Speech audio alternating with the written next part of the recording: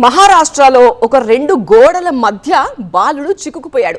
ఖత్రజ్ జంబుల్వాడిలో జరిగింది ఘటన. ఆడుకుంటూ వెళ్లి రెండు గోడల మధ్య ఇరుక్కుపోయాడు ఆ బాలుడు. వెంటనే రంగంలోకి దిగిన డిజాస్టర్ రెస్పాన్స్ ఫోర్స్ అతన్ని రక్షించే ప్రయత్నం చేశారు. అప్పటికే క్లిష్టంగా మారింది బాలుడి పరిస్థితి. గోడను జాగ్రత్తగా పగలగొట్టి బాలుడిని రక్షించారు. వెంటనే బాలుడిని ఆసుపత్రికి తరలించారు పోలీసులు.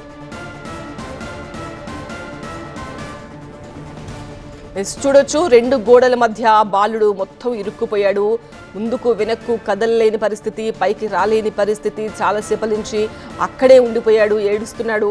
ఇంకా తర్వాత గమనించిన స్థానికులు డిజాస్టర్ రెస్క్యూ టీంకి సమాచారం ఇవ్వడంతో వాళ్ళు ఆ బాలుడిని కాపాడడానికి చాలాసేపు ప్రయత్నించాల్సి వచ్చింది. అంత ఈజీగా అయితే రాలేదు. ఆ గోడని జాగ్రత్తగా పగలగొట్టారు మెల్లిగా. లోపల ఉన్న బాలుడికి ఎలాంటి గాయాలు కాకుండా. ఈలోపే బాలుడి పరిస్థితి కొంచెం హాస్పిటల్ అవసరమైంది, అతనికి వైద్య సేవలు అవసరమయ్యాయి. బయటికి తీసుకురాగానే వెంటనే అంబులెన్స్లో అతన్ని ఆసుపత్రికి తరలించారు.